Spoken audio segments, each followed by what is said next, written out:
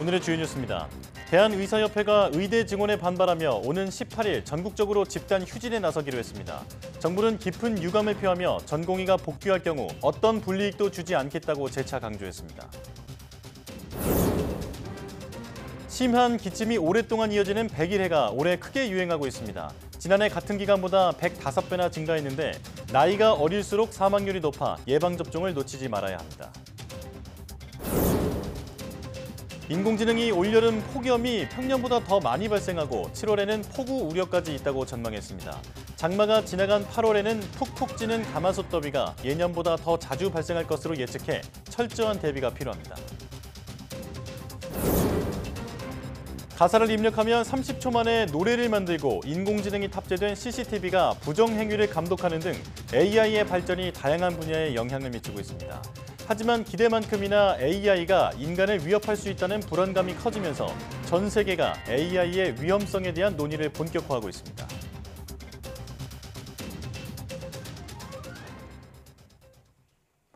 여러분 안녕하십니까? 6월 10일 사이언스 투데이입니다.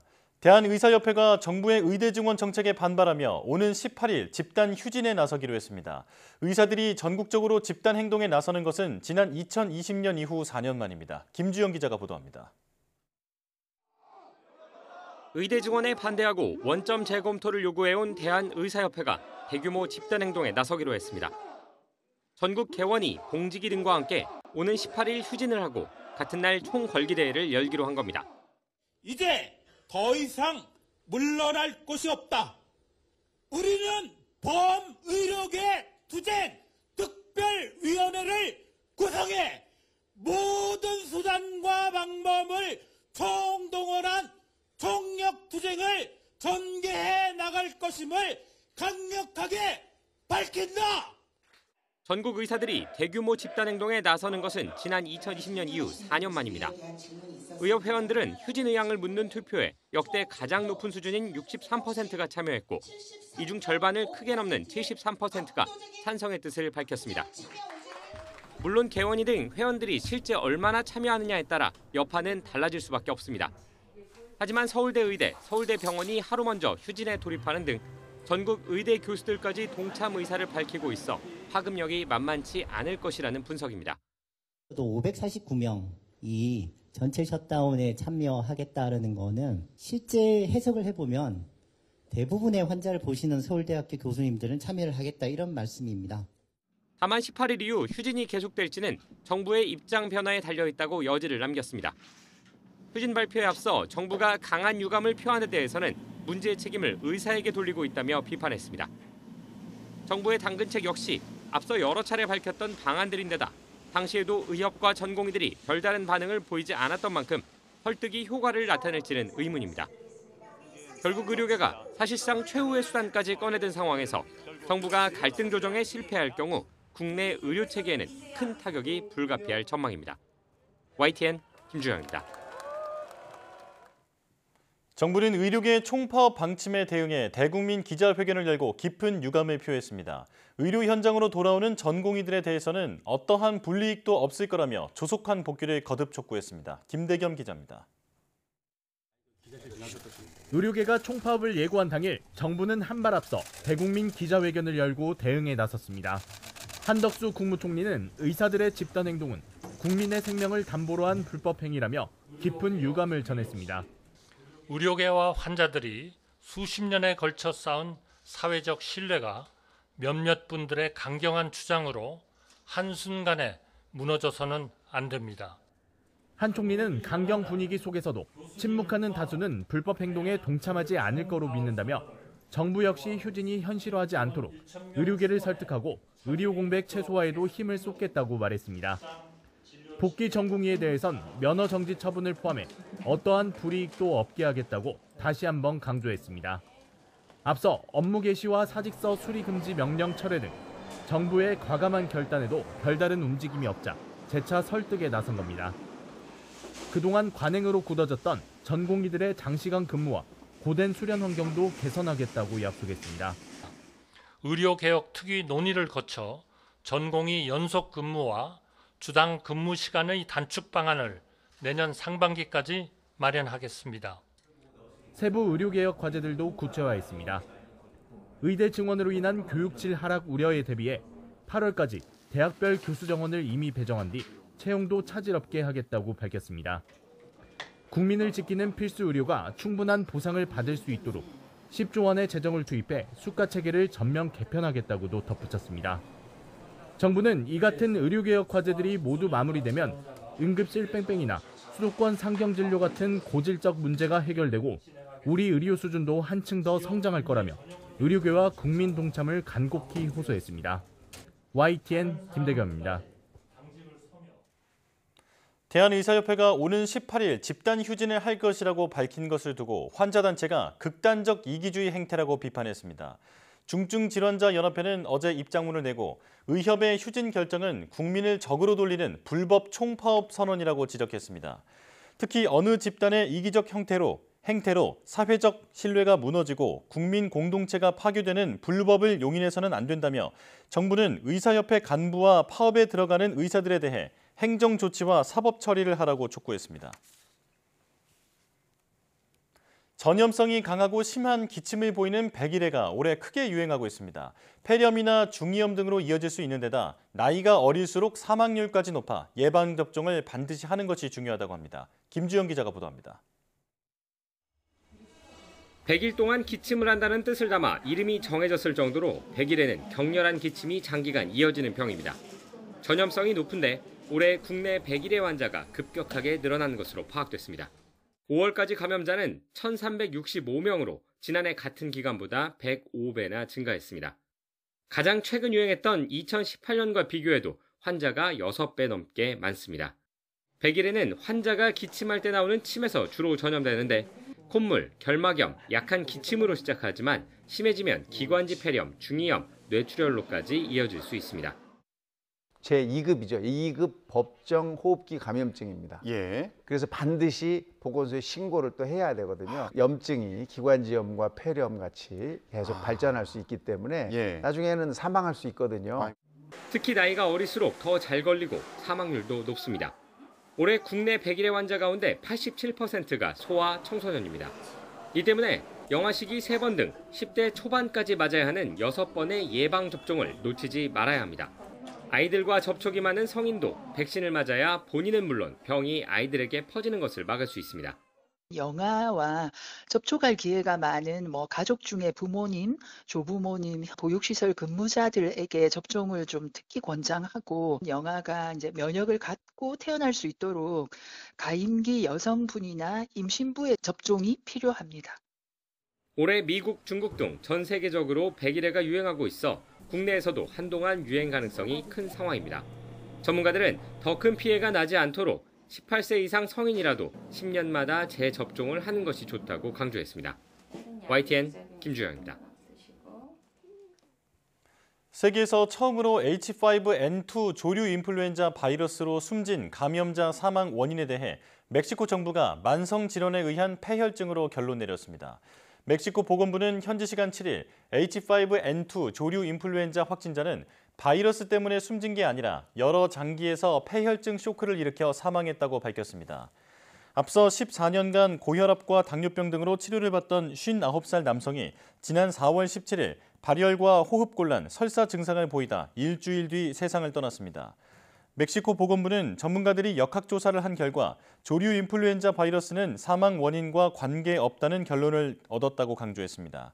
또 현재까지 숨진 남성과 접촉한 사람들은 검사 결과 음성 판정을 받았고 사람 간 전염 증거는 없는 것으로 파악했다고 덧붙였습니다. 최근 이상 고온에 시달리고 있는 멕시코에서 호수가 바닥을 드러내며 물고기 수천 마리가 떼죽음을 당했습니다. 미 남서부에서도 섭씨 50도에 달하는 기록적인 폭염으로 야외 활동에 비상이 걸렸습니다. 정유신 기자입니다. 멕시코 북부 호수 주변에 소금처럼 하얀 띠가 잔뜩 밀려와 있습니다. 섭씨 40도가 넘는 폭염 속에 호수가 거북이 등처럼 갈라지며 수천 마리의 물고기들이 떼죽음한 겁니다. Es muchísima menos cantidad de agua la que existe en esta laguna, por lo tanto, menos capacidad de carga para todos estos peces y pues quedan fuera. 현지 당국은 질병을 퍼뜨릴 우려가 있다며 턱회를 뿌리며 긴급 조치에 나섰습니다. 극심한 가뭄에 전국적인 물 부족까지 겹쳐 소와 같은 가축들도 죽어가고 있습니다. Y las vacas que están mirando ahorita ustedes aquí se han estado muriendo por falta de alimento, la sequía, se enferman, ya no los puede recuperar uno. 현재 멕시코 국토 90%가 가뭄에 시달리고 있는 가운데 지난달엔 멸종위기종 원숭이 수십 마리가 나무에서 떨어져 집단 폐사하기도 했습니다. 멕시코와 인접한 미국 남서부에서도 고기압이 뜨거운 공기를 가두는 열돔 현상으로 기록적인 폭염이 이어지고 있습니다. 데스밸리 사막은 최고 기온이 섭씨 50도로 지난 1996년 최고 기온을 넘어섰고 라스베이거스도 43.9도로 기존 기록을 갈아치웠습니다. 폭염 경보 속에 전국 유세를 제기한 트럼프 지지자 10여 명이 병원 신세를 지기도 했습니다. A microwave.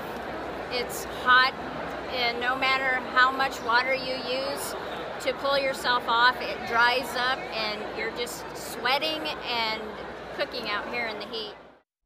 현지 기상청은 최근 이상 고온으로 애리조나와 네바다 등 미 남서부 일부 지역에서 산불 위험이 커지고 있다고 경고했습니다. YTN 정유실입니다. 6월에 들어서자마자 30도 안팎의 한여름 더위가 기승을 부리면서 앞으로 닥칠 폭염의 예고편은 아닐지 걱정인데요. 인공지능이 올여름 폭염이 평년보다 더 많이 발생하고 7월에는 많은 비까지 겹칠 것이라는 전망을 내놨습니다. 정혜윤 기자입니다. 30도 안팎의 이른 더위는 여름 전부터 찾아왔습니다. 4월 중순 서울의 낮 기온이 29.4도까지 치솟으며 단층 이래 가장 더운 4월의 봄 날씨를 기록했고 5월에도 평년 기온을 웃도는 날이 많았습니다. 6월이 시작되자마자 30도를 웃돌며 한여름 같은 날씨가 이어지고 있습니다. 국내 한 폭염 연구센터가 인공지능을 활용한 올여름 폭염 전망을 내놨습니다. 7월과 8월 33도를 웃도는 폭염이 평년 수준인 10.2일보다 더 많이 나타나고 밤사이 열대야도 더 잦을 것으로 예상했습니다. 그 인공지능 기반으로 해가지고 제서양의 해수면 온도나 여러 가지 엘니뇨 정보 같은 것, 또 전지구 그 기후 예측 모델의 정보들을 이제 다 넣어서 훈련을 시켜가지고 만든 정보입니다. 훈련한 거는 이제 7월, 8월에 대한 폭염 일수입니다. 평년보다 좀 더 많은 수준이다라는. 인공지능으로 예측한 올 여름은 6월에도 장마 전 33도를 웃도는 폭염 발생 가능성이 클 것으로 보입니다. 7월에는 많은 비가 내리고 비가 소강 상태일 때는 폭염과 열대야 발생이 잦을 것으로 내다봤습니다. 또 장마 뒤 8월에는 본격적으로 북태평양 고기압이 확장하면서 푹푹 찌는 가마솥 더위가 예년보다 자주 발생할 것으로 전망됐습니다. 특히 온난화 경향이 심해져 심한 폭염과 함께 강한 폭우가 겹칠 수 있다는 전망이 우려되는 지점입니다. 아주 기록적인 수준은 아니겠지만 올해도 상당히 좀 덥다. 그리고 평년보다 많을 거다. 그리고 또 이제 그 폭염하고 호우가 7월에는 혼조하면서 우리가 좀 복합적인 재해에 대해서 대비해야 되지 않나. 엘니뇨와 라니냐가 교차하고 온난화가 가속화하고 있는 올여름. 어느 때보다 철저한 재난 대비가 필요합니다. YTN 정혜윤입니다.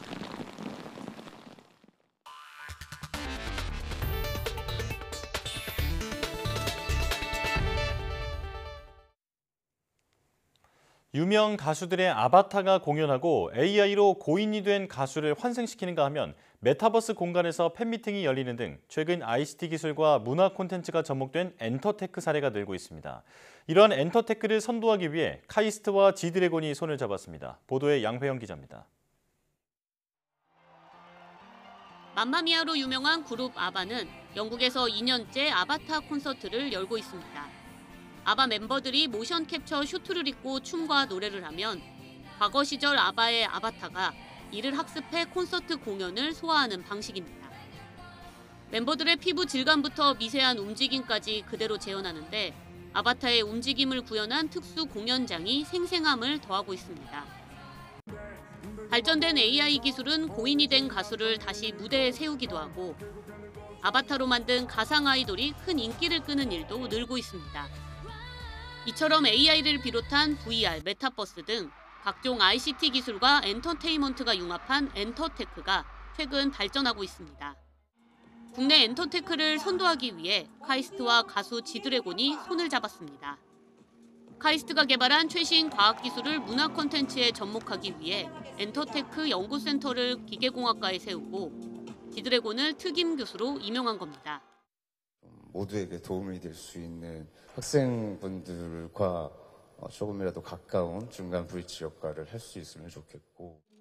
지드래곤은 앞으로 2년 동안 학부생과 대학원생을 대상으로 리더십 특강을 진행하고 카이스트가 보유한 다양한 기술을 문화에 접목하는 공동 연구에도 참여합니다.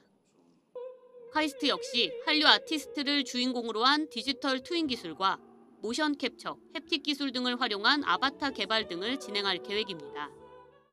가수의 없는 자리를 채우는 느낌 이상으로 그 가수의 공연의 다른 컨텐츠 느낌?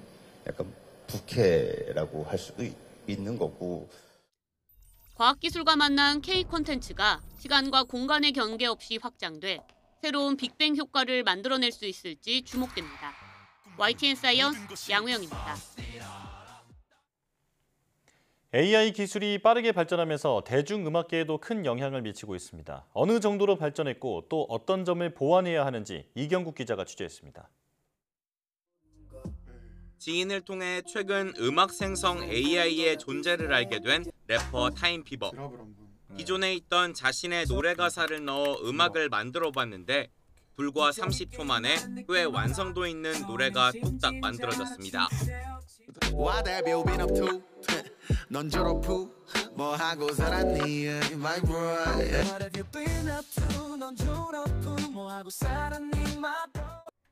조금은 뻔한 음악이었지만 원곡만큼 좋다는 팬들도 있을 정도였습니다. 아직은 멀었다.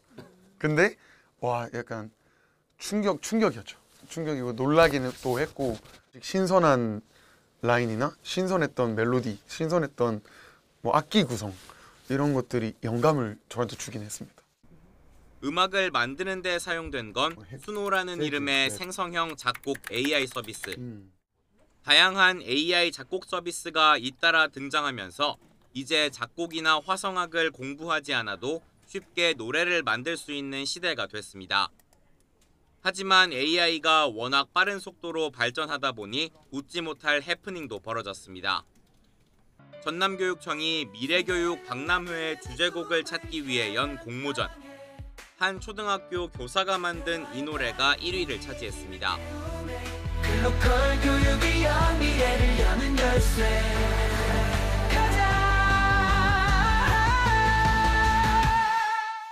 경쾌한 멜로디에 쉽고 간결한 가사. 그런데 알고 보니 AI를 이용해 만든 노래였습니다. 저작권 문제도 잇따라 발생하고 있습니다. 최근 인기를 끈 비비의 노래 밤양갱.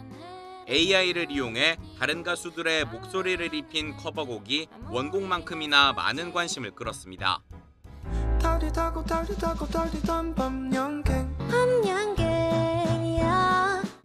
AI의 학습, 생성 과정에서 저작권이 있는 음악들이 허가 없이 쓰였을 가능성이 크지만 정확한 파악은 불가능한 상황. 여기에 AI를 통한 생성물인지 인간의 창작물인지 판단할 수 없어 정확한 저작권료 산정도 어려운 상태입니다. 지금은 다들 숨죽이고 있는 상황이고요. 변곡점이 발생을 하게 될지 모르겠는데 그때부터는 정말 많은 분쟁들이 발생을 하겠죠. 이제 AI는 거부할 수 없는 흐름이라는 평가가 지배적인 가운데 제도적, 기술적 대책 마련이 시급하다는 지적이 이어지고 있습니다. YTN 이경국입니다. 인공지능 AI가 세상과 삶을 빠르게 바꾸며 지속 가능한 개발을 촉진할 것으로 기대를 모읍니다. 하지만 이런 기대만큼 불안감도 커지면서 이에 대한 경고의 목소리가 잇따르고 있습니다. 권영희 기자입니다. AI 기술은 인류에 전례 없는 혜택을 제공할 잠재력을 갖고 있습니다. 문제는 그 속도입니다. 지금까지 기술은 놀라울 정도로 빠르게 발전했지만 안전 표준을 도입할 수 있는 시간도 충분했습니다. 그러나 AI가 가져올 변화 속도는 너무 빠릅니다. 이 때문에 기대만큼 우려도 커지고 있습니다. I mean, the percentage of intelligence that is biological, grows smaller with each passing month. Eventually, the percentage of intelligence that is biological will be less than 1%. 기존의 불평등을 심화시키고 잠재적으로 인간 멸종을 가져올 것이란 극단적인 시각도 있습니다. 오픈 AI와 구글 딥마인드의 전현직 직원들이 내놓은 경고입니다. AI가 독자적인 사고 체계를 갖고 인간을 위협하며 사회를 장악하려 할 수 있다는 것입니다. 이런 위험을 완화하려면 관련 업계 내부 고발자를 보호하려는 적극적인 노력이 있어야 한다고 주장합니다. 미국과 중국은 갈수록 고도화하는 AI 기술의 위험성을 공동 관리하려는 논의를 시작했습니다. 군사적 활용 같은 실존적 위협에 대해 협의하는 비공개 회담을 열었습니다. AI 발전의 논란 세계는 이제 그 위험성에 대한 논의를 본격화하고 있습니다. Transforming its potential into reality requires AI that reduces bias, misinformation, and security threats instead of aggravating them. 양면성을 갖고 있는 과학과 기술을 긍정적으로 발전시키는 책임은 결국 인간의 몫입니다. We are the AI generation, and this is our moment, and it's our responsibility to write the next chapter in the great story of humanity and technology. AI가 가져온 혁명적인 변화는 우리 삶을 편안하게 해주는 대신 어려운 숙제도 함께 던져주고 있습니다. YTN 권영입니다. 역대 최다인 1,342만 명이 응시한 중국 대입시험에서는 AI가 부정행위 단속에 투입됐습니다. 과학 선택 과목 비중을 높이고 첨단 기술 분야 인재 발굴에 방점을 찍은 것도 눈에 띕니다. 베이징 강정규 특파원입니다. 중국의 대입 수험생들은 시험장에 들어가기 전 최대 3번의 검문 검색을 거쳐야 합니다. 커닝이나 문제 유출 등에 악용될 수 있는 전자기기 반입을 차단하는 겁니다. 시험 중엔 통신 전파를 끊고 EMP 무기까지 동원될 정도입니다. 특히 올해부턴 인공지능, AI가 탑재된 CCTV가 고사장에 설치돼 부정행위를 감독합니다. 所有的高考考场内安装了视频智能巡查系统，这样可以实时智能抓拍疑似的违纪作弊行为。 바이두의 어니봇을 비롯한 AI 수험생들이 장문 시험에 응시하기도 했습니다. 전국 단위 장문 시제로 최근 달 뒷면 탐사와 같은 과학 문항들이 출제됐습니다. 물리, 화학, 생물 등 과학 선택 과목의 비중을 높인 시험 방식을 도입한 성도 7곳 늘었습니다. 学生的话呢，可以根据就是自己的这个喜好爱好选择他考试的科目。对高校来说呢，可以按照我的办学定位和人才培养的需求。 올해 응시자 수는 1,342만 명으로 2018년 이후 7년 연속 최다 기록을 갈아치우고 있습니다. 환구시보는 중국의 입시 제도가 공정한 인재 선발과 국가 경쟁력의 밑거름이란 논평을 냈습니다. 이어 반도체, AI 등 미국의 견제를 받는 첨단 기술 분야 인재 발굴에 기대감을 드러냈습니다. 최악의 취업난과 빈부격차에 좌절한 청년들에게 공정 경쟁의 기회를 강조하고 시대적 사명감을 부여하려는 의도가 엿보입니다. 베이징에서 YTN 강정규입니다. 인스타그램이 우리나라 사람들이 올해 자주 사용하는 앱 부문에서 네이버를 제친 데 이어 격차를 큰 폭으로 확대했습니다. YG앱과 리테일, 굿즈가 우리나라 스마트폰 사용자를 표본 조사한 결과 지난달 국내 인스타그램 앱 이용 시간은 유튜브, 카카오톡에 이어 3위를 기록했습니다. 또 자주 사용하는 앱 부문에서도 인스타그램이 카카오톡에 이은 2위에 올라 지난해 11월 이후 7개월째 네이버와 유튜브를 앞섰습니다. 한편 지난달 네이버 사용 시간은 지난해 8월과 비교해 15% 급감했고 실행 횟수도 6.4% 감소한 것으로 나타났습니다.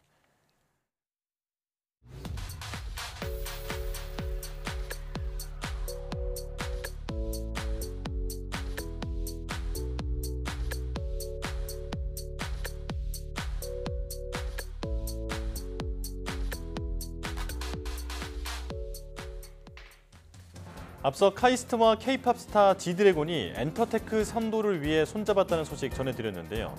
K-팝과 드라마, 영화 등 우리 엔터테인먼트 콘텐츠는 그동안 국경을 넘어 한국의 문화를 세계에 알려왔습니다. 이제는 증강, 가상 공간까지 더 넓은 세계가 펼쳐져 있죠. 앞으로 우리 문화 콘텐츠가 기술의 날개를 달고 무한한 운동장을 마음껏 누리길 기대합니다. 뉴스 마칩니다. 고맙습니다.